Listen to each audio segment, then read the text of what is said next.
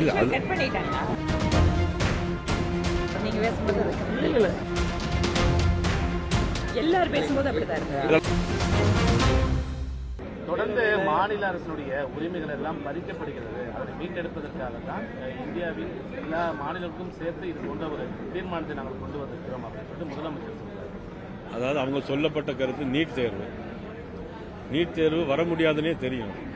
அது அவங்களுடைய காங்கிரஸ் கட்சி காலத்திலே கொண்டு வந்து 2010ஆம் ஆண்டே அது நீதிமன்றத்துக்கு போய் பிறகு இந்தியன் மெடிக்கல் கவுன்சில் அது அவங்க அப்ரூவ் பண்ணதுனால செல்லாதுன்னு சொல்லி தீர்ப்பு வந்துச்சு. அதுவும் 2013 மே மாதம் 5ஆம் தேதி அது நீட்டினுடைய எக்ஸாமும் ஆரம்பிச்சாச்சு.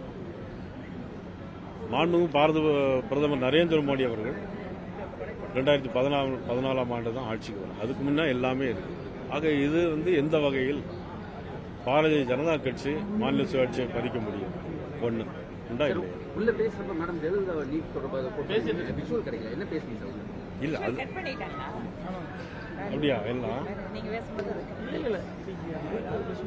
அப்படியா? அப்படியா? எல்லாமே எல்லாரும் பேசும்போது அப்படிதான் இருக்கு. இதெல்லாம் என்ன சார் பேசுறீங்க? உள்ள நீட் தொடர்பாக மேடம் ஜெயலலிதா ஃபோன் பண்ணி பேசுறீங்க. என்ன இல்ல நீட் தொடர்பாக அம்மாவை பத்தி நான் பேசல. அம்மா என்னன்னா மும்மொழி கொள்கையை பத்தி பேசும்போது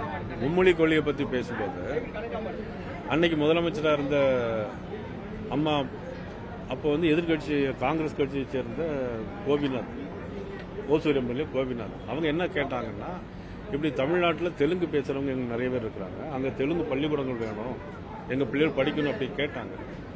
அப்போ அம்மா என்ன எழுந்துச்சு, அவங்க தெலுங்குலேயே பேசி பார்க்கலாம் அப்படின்னு சொல்லி தெலுங்குலேயே பேசினாங்க. அதனால் நான் என்ன சொன்னேன்னா, தெலுங்கில் பேசுகிறவங்களும் தமிழ்நாட்டில் இருக்கிறாங்க. கன்னியாகுமரி மாவட்டத்தை தொட்டு கேரள மாநிலத்தை தொட்டு இருக்கிற கன்னியாகுமரி ஜில்லாலையும் நிறைய பேர் மலையாளம் பேசுகிறவங்க இருக்கிறாங்க.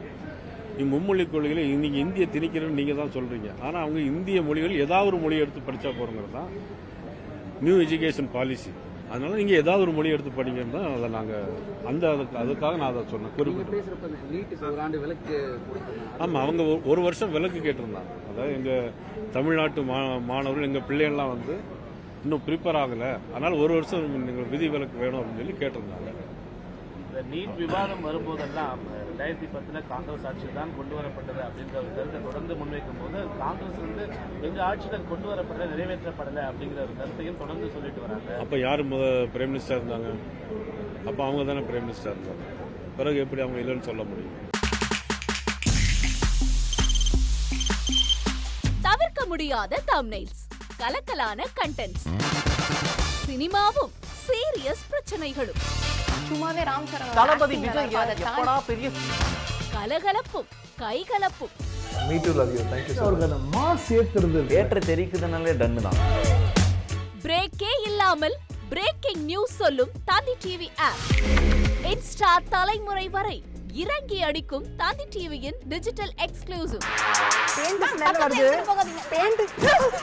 பாடி காமிச்சிங்க. அது அதை விட மோசம். இல்ல பாடி காமிச்சிங்கன்னா அது இன்னும் வெரி பேட். தந்தி டிவி ஆப்பை இலவசமா டவுன்லோட் செய்யுங்க. ஃபாலோ பண்ணுங்க, சப்ஸ்கிரைப் பண்ணுங்க, என்ஜாய் பண்ணுங்க.